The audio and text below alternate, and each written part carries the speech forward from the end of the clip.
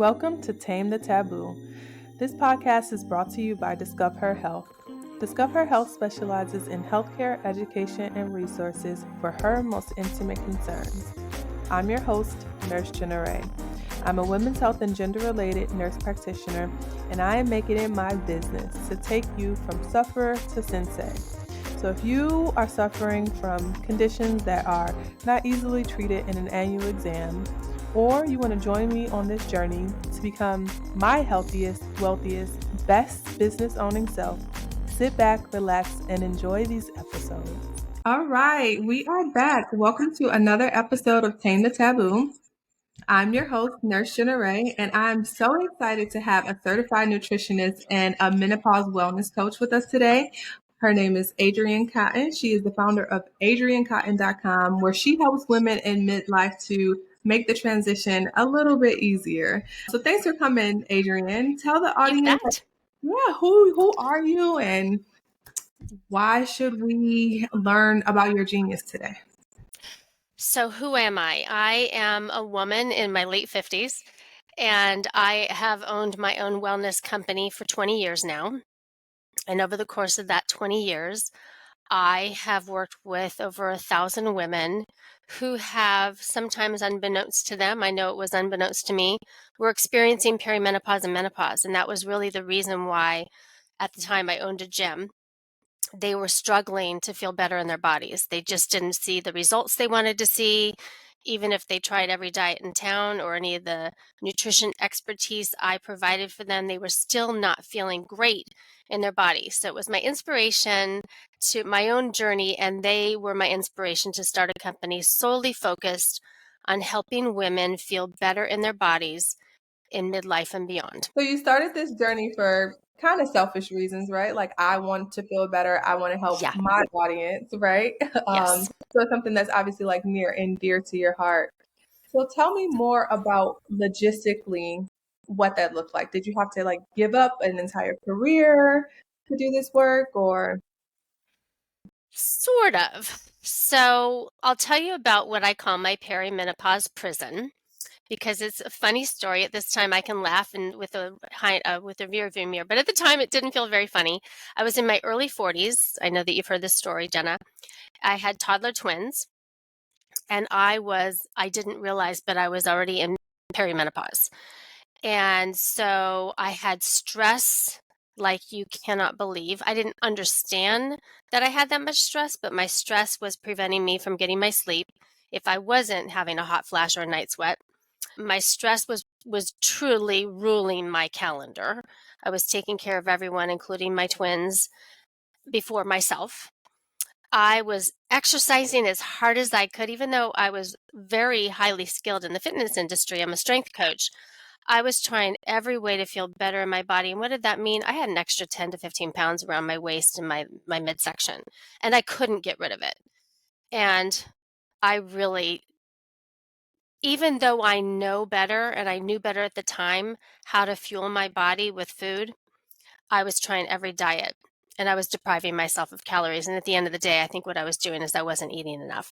So now this is what I do. I help women on all 5 of those issues every day. That's awesome. So you were already a strength coach, so you're already Yeah. in the wellness space, but you weren't necessarily focusing on perimenopause at that time. And then was it like a quick transition where you're like, I'm shutting everything down and now I'm only focusing on this? Or did you kind of ease your way into this new career path?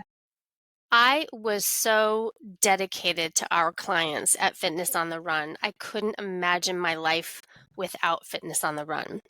But over the course, I would probably call it about a 10-year period of time, I started to recognize that I was seeing something that was very different with the women I was working with. And tangentially, it was happening with me. So over the course of probably the last 3 to 4 years of Fitness on the Run, it was a tug and pull of I love my clients so much. All of our trainers, we typically had I had a business partner, and we had about 10 coaches all the time. And we had about 250 clients. We felt very responsible for their health, their wellness, their fitness, their nutrition. So I had this tug of this, but I really knew that women were being underserved. If I continued to almost be in the space of not telling them the full story. There really is a much more to this story of you exercising until you have a bucket of sweat under your body and eating salads with chicken and dressing on the side. Yeah. And a lot of women feel like if they are doing all of those things, right? If they're Yeah, exercising like crazy, if they're depriving themselves of calories, and then they're still not losing weight, then they may feel broken, like something is inherently wrong with me. right. It's very beautiful that you designed a space to say, there's nothing wrong with you. This is the phase of life that you are in.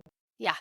Yeah, and sometimes even it can be challenging to recognize that I am in midlife, that I'm on my way to menopause, which is, as you know, what perimenopause is. It's the transition phase to menopause. And as we know, you and I know, many times women don't know they're in it because they still have their cycle.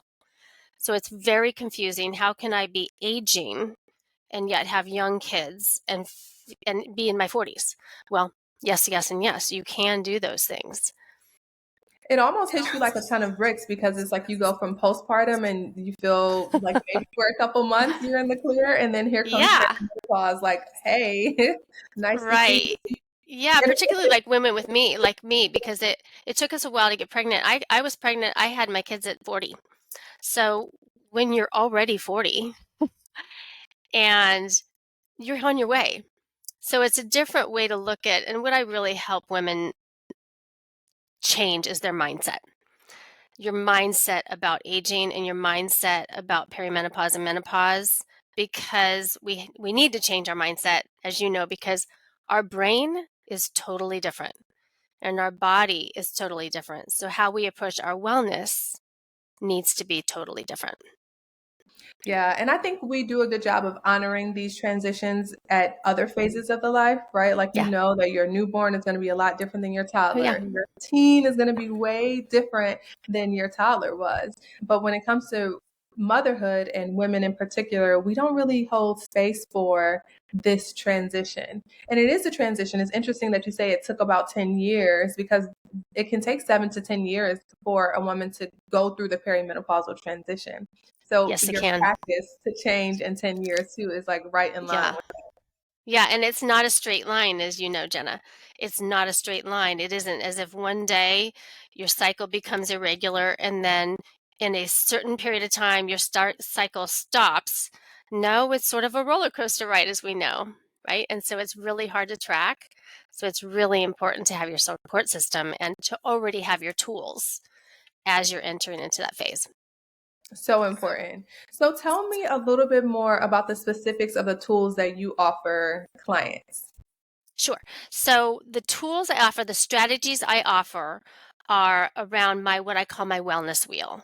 So my wellness wheel is a circle because I truly believe that sleep, stress resilience, physical movement, which is different than fitness, nutrition and food, finding foods that fuel you, and your calendar are all interrelated. So if you will, I'm going to give you a story about a client of mine, Beth. So Beth has a different name. I use a different name, but Beth had what she didn't see was stress, a lot of stress. A lot of little things were bothering her more than she really wanted to admit. The bigger things were bothering her a lot more, and her stress was impacting her sleep. She was waking up in the middle of the night. She wasn't valuing her sleep, so her bedtimes were all over the map. So therefore, of course, the following morning, how do we think she responded to stress? Not well. When we don't get our stress, as you know, stress and sleep are biodirectional. In other words, when one is not well, the other one is also not well. However, the converse actually applies. When you get your sleep, your stress resilience is so much better. Then you move around my wheel to what kind of food choices did Beth make when she wasn't getting her sleep? Well, we know that your hunger hormone, ghrelin, elevates by 20% when we don't get adequate and quality sleep. That means uninterrupted 7 to 7.5 hours. Yes, that means you're not waking up to go to the restroom. That means you are not experiencing a night sweat. That's not means you're not waking up to scroll your phone. It means you fall asleep and then when you wake up, it's the following morning when you intended to wake up. It's a crazy concept. However, your food choices are not going to be great because you're going to be craving carbohydrates because your brain thinks it's hungry for energy and food. Then you become less full, you don't feel fullness. Our leptin, our fullness hormone, decreases by 20% when we don't get adequate sleep. So we're not only hungrier, but then we don't feel full as quickly. So it's latent. So we likely overeat. Then, if we're doing those things, how are we going to feel about our exercise? Are we going to be really motivated to exercise? And by the way, because you didn't get your sleep and you're not fueling yourself well, how likely are you going to become injured? Right? Mm-hmm. And then the calendar wraps it all up. If any of this is not on your calendar, whether it's a figurative calendar on your phone, in a journal, whatever, in a spiral bound notepad, or if it's in your head, every day at 12, I take a walk around the block. If your calendar reflects your core values, and if your core values, one of them is wellness, health and wellness, then if I were to look at your calendar today, would I see that one of your top 5 core values is health and wellness? Would I see it on your calendar? Is it how you spend your time? And that's what I do. So I teach these strategies, and I have 2 programs. I have a concierge small group program for women here in Alexandria. I meet them in person. And for women outside of Alexandria, I meet them over Zoom for 1 hour per week, where we spend 30 minutes on the wellness that I just spoke about and 30 minutes on a strength training session. And then I also have Master Menopause Now, my online course that anyone, anytime, all over the world can access. It is over 62 videos of coursework of the same types of strategies I just talked about. I talk everybody through each of these strategies and how to achieve them with small new habits. That's awesome. One of my mentors talks about the need to provide guidance, accountability, and community. And it seems like you've kind of hit all of those on Oh, yeah. the nails on the head. So that's a Yes. really awesome program. Yes. The community is incredibly strong in our company. It's really beautiful. I have women who started when I first started this business 4 years ago, and they're still with us and they're still in a group. And they're still probably going through menopause. And they're still going through menopause because, as you know, it doesn't end. It doesn't end. It doesn't go No, away. I have some no. clients who are like, okay, so we're going to start menopause hormone replacement therapy. And when can I stop? And so I like to say, when you get your next set of ovaries, in the next life. That's great. Yeah, exactly. It doesn't end, but that's okay because it's such an exciting time. We're wiser, aren't we? We're Hmm. wiser. We make better choices. We have all the capabilities to make better choices. Yeah, and I'm not quite to the perimenopause. I'm still kind of in the postpartum phase, in my early 30s. And a lot of my friends are like, why are you focusing on menopause so much, Yeah, And it's like, okay, talk to me in 7 years when you start to have symptoms, because it's going to happen to us. I'm not immune to it, even though I'm an expert in it. I'm still going to have to go through it. And so I'm going to go into it with the tools. So this is important, not just for women who are actively transitioning, but also for young women who want to be able to survive it when it comes. absolutely, Jenna. In fact, that would be my prime target audience would be women in their 30s and early 40s. Because if I had the tools, and many of the women with whom I work had the tools in our 30s and our early 40s, our experience would have been different. Hmm. Definitely. And a lot of it is just freeing yourself up as a woman so that you're not suffering, so that you can do the other things, so that you Right. can, have your career and your family and your You hobbies can. and all those things, and you can shine without the stress of these menopausal changes. Absolutely. Yeah, the brain is really confused, right? We know this. We know that the brain is very different. We were evolutionarily, a lot of women don't love to hear this comment, but it's true. Evolutionarily, we were intended to be on the earth to reproduce. So the brain is very confused because we are no longer able to reproduce. So it's anxious. Your baseline brain in perimenopause is anxious. It doesn't understand what your body is doing. It's like, why are you still here? We, Yeah, why are you here again? Yeah. we've Now what done am I our, supposed to do? yeah, Yeah. right. Yes, and actually one of the things that you and I have spoken about is that oftentimes a woman will discuss this with her doctor. And sometimes hits the jackpot and she finds a doctor who has some schooling, who has some experience in working with women in menopause. However, more often than not, she will find herself across the table from someone in a white coat who doesn't. And so often I was told early on in my perimenopause, you'll be fine. You'll be fine. It's just, you just got to get through it. And I beg to differ. We really need to take the reins of our body. We need to get to know our bodies really well in Yeah. this phase and understand what is going on with her so we can continue to live out our passion and to live out our vocations. hmm Because again, it's not something that you get through and then you look back and you're like, "Whew, I'm glad that's over." Like No, it no, only gets you don't. worse, you know? What starts out as like joint pain and these bone changes ends up as osteoporosis, right? What starts Right. out as like I have to use the bathroom all the time ends up in your 80s as like recurrent urinary tract infections and incontinence that can land you in a nursing home, right? Because your family can't Absolutely. support it. So Absolutely. the 30s and the 40s is a prime time to really be thinking about menopause. Absolutely. And, we've talked about this as well. A very high likelihood of a woman falling as she ages. Unfortunately, women fall more often than men. And her the likelihood of her falling again is very high, or just as high as her is the likelihood that she becomes depressed and immobile and doesn't go anywhere because she's living out of fear.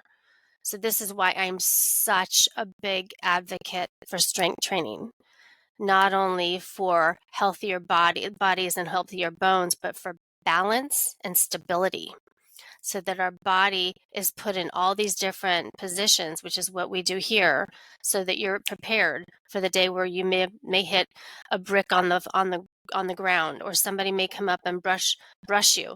You're fine, or you take the wrong step down and you don't have something to hold on to. It's okay. You'll survive.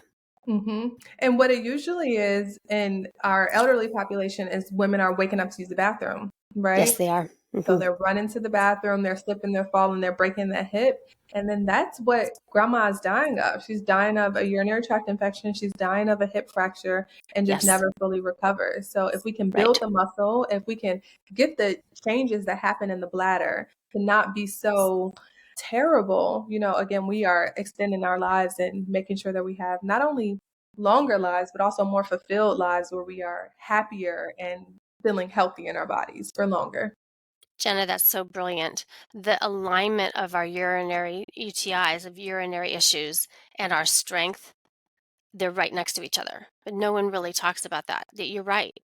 One can prevent the other. Mhm.